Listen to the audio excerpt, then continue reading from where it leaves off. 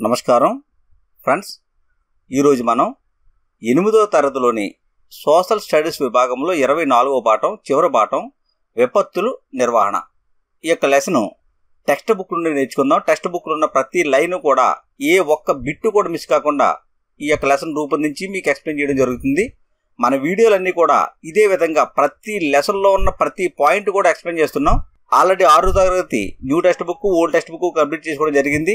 అదేవిధంగా 7వ తరగతిలో ఉన్న సోషల్ స్టడీస్ విభాగంలో అన్ని లెసన్లు కూడా కంప్లీట్ చేసుకున్నాం. 9వ తరగతిలో ఉన్న లెసన్స్ అన్నీ కూడా అకాడమీ లెవెల్లో కంప్లీట్ చేసుకోవడం జరిగింది. 8వ తరగతిలోని ఇంకా ఇన్కంప్లీట్ లెసన్స్ కూడా మీకు ఈ వీడియోల ద్వారా ఎక్స్ప్లెయిన్ చేస్తున్నాం. వీడియోలన్నీ కూడా డిఎస్సి వారిని దృష్టిలో పెట్టుకుని ఏ ఒక్క బిట్ కూడా మిస్ కాకుండా టెక్స్ట్ బుక్లో యాజ్ టీజ్గా ఉన్నది ప్రతిదీ కూడా సమకూర్చి మీకు వీడియో రూపంలో అందిస్తున్నాం. వీడియో నచ్చితే లైక్ చేయండి, షేర్ చేయండి, సబ్స్క్రైబ్ చేసుకోండి. ఫ్రెండ్స్, మీరు చూస్తున్నారు కింగ్స్ డిఎస్సి యూట్యూబ్ ఛానల్. విపత్తులు నిర్వహణ, దీనికి సంబంధించి అసలు విపత్తులు అంటే అర్థం ఏంటి అంటే ఆకస్మిక ఆపదని లేదా పూర్తి వైఫల్యం అని అర్థాన్నిస్తుంది. విపత్తులు అంటే అర్థం ఏంటంటే ఆకస్మిక ఆపదలు లేదా పూర్తిగా వైఫల్యం చెందడమే విపత్తులు అని అర్థాన్ని ఇస్తున్నాయి. విపత్తుల నిర్వహణ గురించి చూస్తే, విపత్తుల నిర్వహణ అంటే విపత్తులపై నియంత్రణ సాధించడానికి, విపత్తుల యొక్క ప్రభావాన్ని తగ్గించడానికి లేదా విపత్తులను నివారించడానికి, విపత్తుల నుండి కోలుకోవడానికి దోహదం చేసే విధానాలే విపత్తుల నిర్వహణ.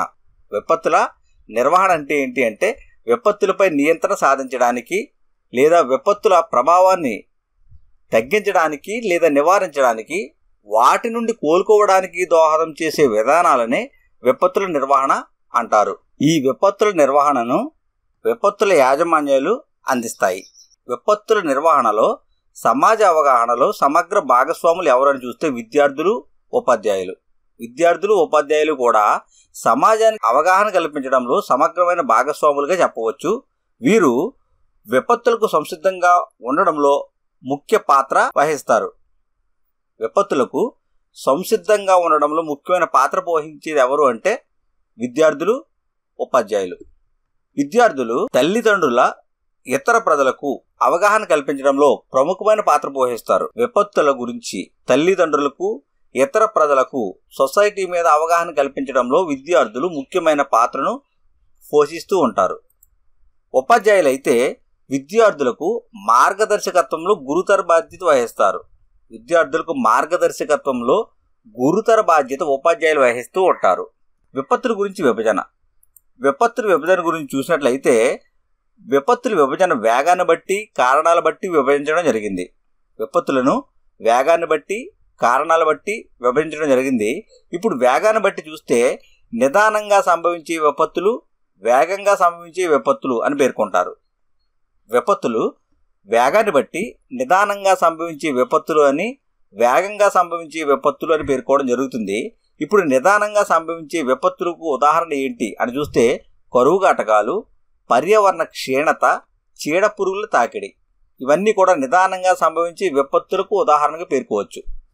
కరువు కాటకాలు, పర్యావరణ క్షీణత, చీడపురుగుల తాకిడి, వీటిని నిదానంగా సంభవించే విపత్తులకు ఉదాహరణగా పేర్కోవడం జరుగుతుంది. తరువాత వేగంగా సంభవించేవి, వాటికి ఉదాహరణ భూకంపాలు, తుఫానులు, ఆకస్మిక వరదలు, అగ్నిపర్వతాలు బద్దలవడం. భూకంపాలు, తుఫానులు, ఆకస్మిక వరదలు, అగ్నిపర్వతాలు బద్దలవడం, ఇవి వేగంగా సంభవించే విపత్తులకు ఉదాహరణగా పేర్కోవడం జరుగుతుంది. ఇవి వేగాన్ని బట్టి. తర్వాత కారణాల బట్టి జరిగే విపత్తులు ఏంటి అని మనం చూసినట్లయితే ఈ కారణాల బట్టి సంభవించే విపత్తులు కూడా 2 రకాలుగా పేర్కోవడం జరుగుతుంది. అవి సహజ విపత్తులు లేదా ప్రకృతి విపత్తులు అంటాము. రెండోది మానవ నిర్మిత విపత్తులు.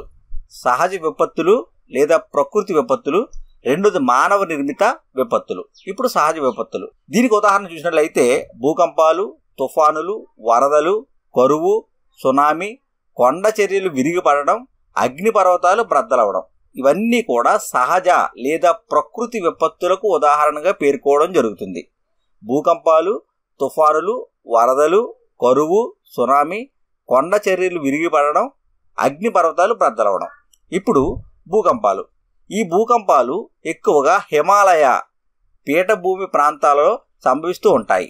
మన దేశంలో భూకంపాలు ఎక్కువగా ఎక్కడ సంభవిస్తాయి అంటే హిమాలయ ప్రాంతంలోనూ పీఠభూమి ప్రాంతంలోనూ సంభవిస్తూ ఉంటాయి. తర్వాత తుఫానులు. భారత్లో తూర్పు ఆగ్నేయ ప్రాంతాలు ఎక్కువగా తుఫానులకు గురవుతాయి. భారత్లోని తూర్పు ఆగ్నేయ ప్రాంతాలు ఎక్కువగా తుఫానులకు గురవుతాయి. ఉదాహరణ చూసినట్లయితే ఆంధ్రప్రదేశ్. ఈ ఆంధ్రప్రదేశ్లో సంభవించే తుఫానులు పెను తుఫాను 1977లో నవంబర్ 15 సంభవించింది. పెను తుఫాను. ఇక్కడ గాలి వేగం ఎంత అంటే గంటకు 200 కిలోమీటర్ల వేగంతో గాలిలు వీచాయి. ఎప్పుడు 1977లో నవంబర్ 15వ తేదీన 1977 నవంబర్ 15వ తేదీన సంభవించే తుఫాను గాలి వేగం ఎంత అంటే గంటకు 200 కిలోమీటర్లు మించి. ఇక్కడ మరణాలు 10,000కు పైగా ఉన్నాయి. మరణాలు 10,000కు పైగా ఉన్నాయి. నిరాశ్రయులు 55,000 మంది నిరాశ్రయులు అయ్యారు. ఇక్కడ నష్టం ఎంత అంటే 378 కోట్ల నష్టం సంభవించింది. 1977 నవంబర్ 15న సంభవించిన తుఫాన్లలో నష్టము 378 కోట్లు, నిరాశ్రయులు 55,000 మంది, మరణాలు 10,000కు పైగా సంభవించాయి. తరువాత 1990 తుఫాను.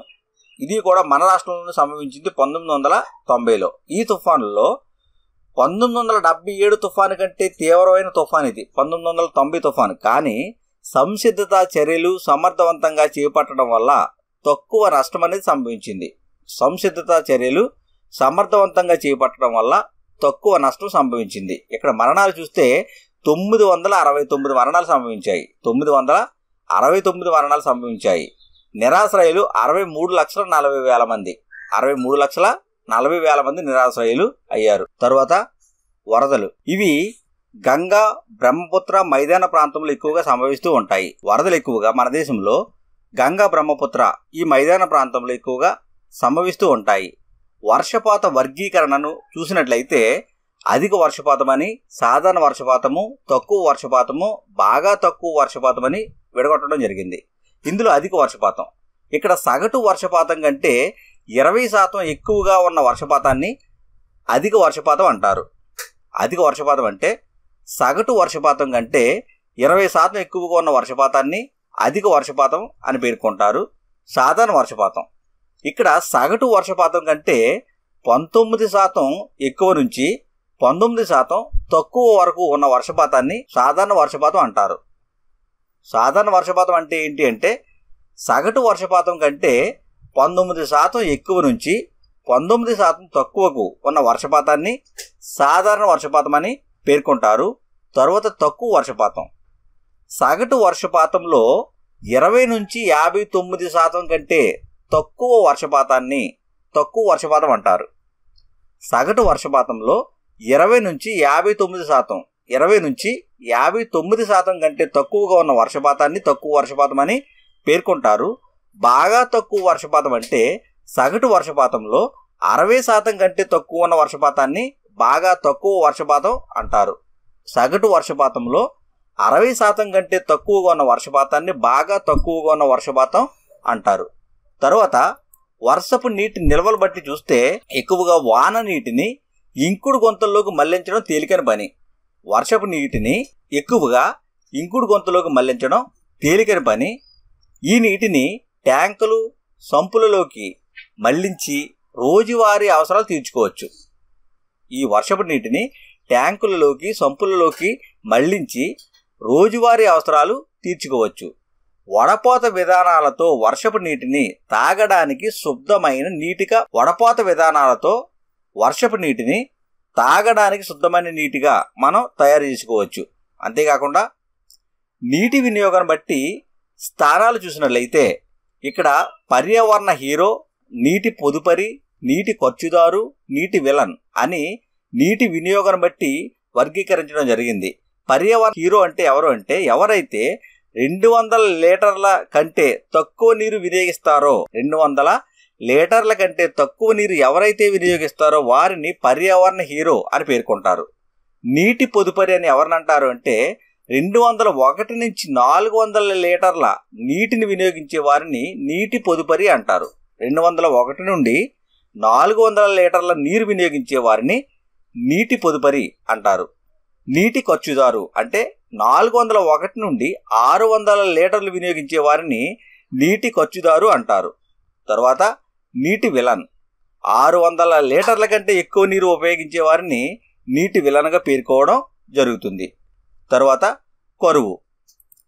ఈ కరువు చూసినట్లయితే రాజస్థాన్, రాయలసీమ ప్రాంతాలలో ఈ కరువు అనేది ఎక్కువగా సంభవిస్తూ ఉంటుంది. ఎక్కడ సంభవిస్తుంది అంటే రాజస్థాన్, రాయలసీమ ప్రాంతాల్లో వర్షపాతం లోపం వల్ల ఏర్పడే ప్రకృతి వైపరీత్యమే ఈ కరువు. కరువు వర్షపాత లోపం వల్ల ఏర్పడే ప్రకృతిపరమైన వైపరీత్యం. అనావృష్టి అంటే ఏంటి అంటే పడవలసిన వర్షపాతం కంటే తక్కువ వర్షపాతం పడితే, అంటే పడవలసిన వర్షం పడకపోతే దానిని అనావృష్టి అంటారు.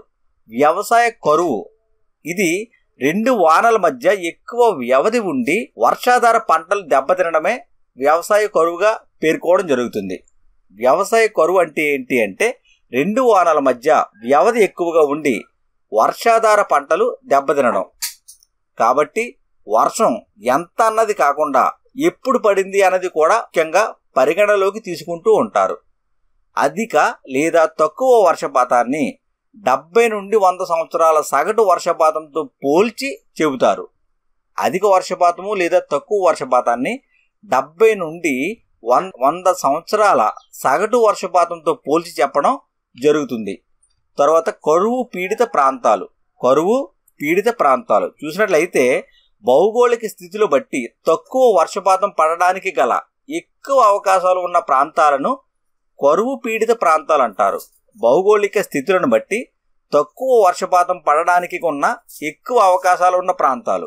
ఉదాహరణ చూసినట్లయితే రాయలసీమ, తెలంగాణ ఈ 2 ప్రాంతాలలో కూడా తక్కువ వర్షపాతం పడుతుంది.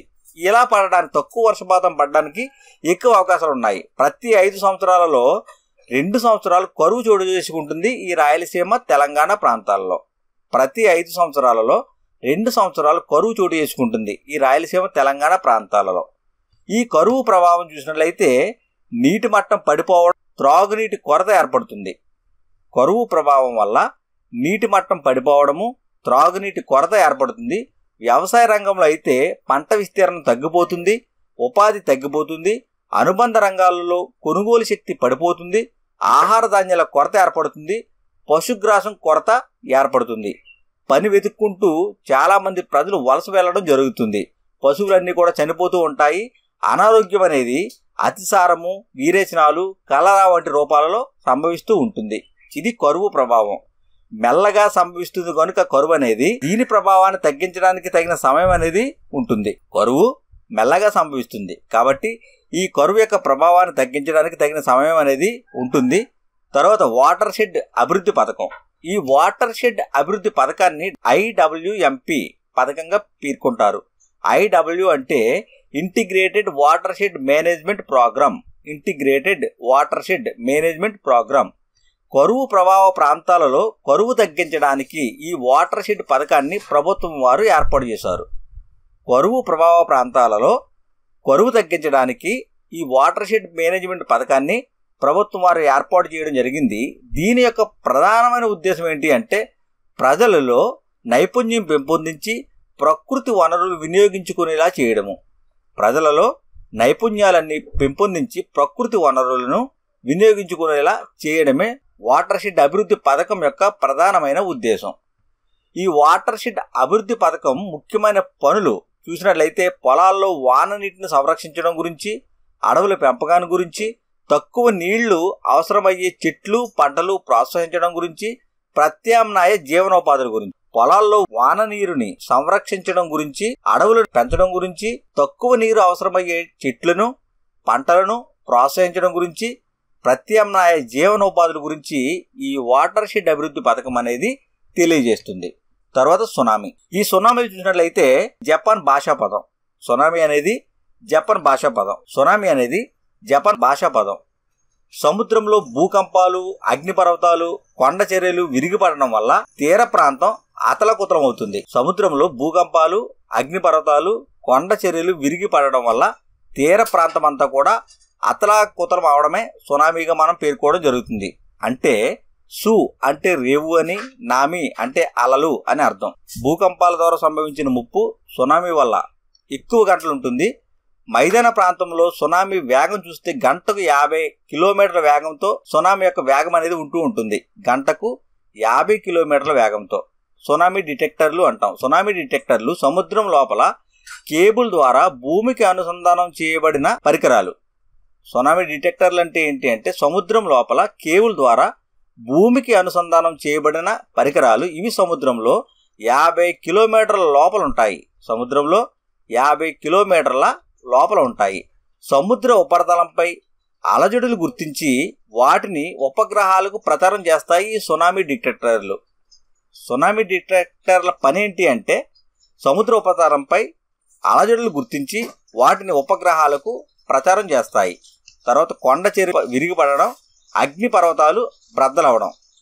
బ్యాటరీ ద్వీపాలు ఉపయోగించడం వల్ల అగ్ని ప్రమాదాలను సంభవించకుండా మనం కాపాడవచ్చు. ఈ సహజ ప్రకృతి విపత్తులు మానవుని యొక్క భౌతిక, ఆర్థిక, పర్యావరణ నష్టాలకు దారితీస్తూ ఉంటాయి. బహుళ ప్రమాదాల ప్రాంతాలు మల్టీ హజార్డ్ జోన్ అని పేర్కొంటారు.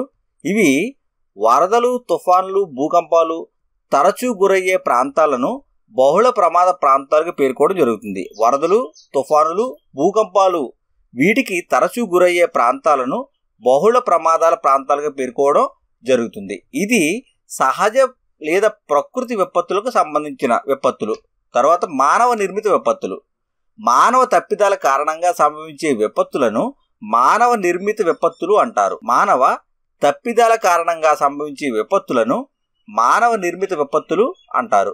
ఈ విపత్తుల వల్ల మానవుని యొక్క జీవితము అస్తవ్యస్తం అయిపోతుంది. మానవ యొక్క జీవితము అస్తవ్యస్తము అవుతుంది. ఆస్తి నష్టము, ప్రాణ నష్టము, పర్యావరణ నష్టాలు ఈ మానవ నిర్మిత విపత్తుల వల్ల సంభవిస్తూ ఉంటాయి. ఆస్తి నష్టము, ప్రాణ నష్టము, పర్యావరణ నష్టాలు ఇవన్నీ కూడా మానవ నిర్మిత విపత్తుల వల్ల సంభవిస్తూ ఉంటాయి. ఉదాహరణ చూసినట్లయితే భోపాల్ గ్యాస్ దుర్ఘటన, ఇది 1984లో సంభవించింది. భోపాల్ గ్యాస్ దుర్ఘటన 1984లో సంభవించింది. రెండోది ఉపహార్ సినిమా హాల్ అగ్ని ప్రమాదం. ఈ ఉపహార్ సినిమా హాల్ ఎక్కడుందంటే ఢిల్లీలో 1997లో సంభవించింది. ఢిల్లీలోని 1997లో ఉపహార్ సినిమా హాల్ అగ్ని ప్రమాదం సంభవించడం జరిగింది. తర్వాత రాజధాని ఎక్స్ప్రెస్ రైలు పట్టాలు తప్పడం, ఇది 2002లో సంభవించింది. తర్వాత కుంభకోణంలో పాఠశాల అగ్ని ప్రమాదం. కుంభకోణంలో పాఠశాల అగ్ని ప్రమాదం ఇది తమిళనాడులోని 2003లో సంభవించింది. తర్వాత జైపూర్ వరుస పేలుళ్ళు.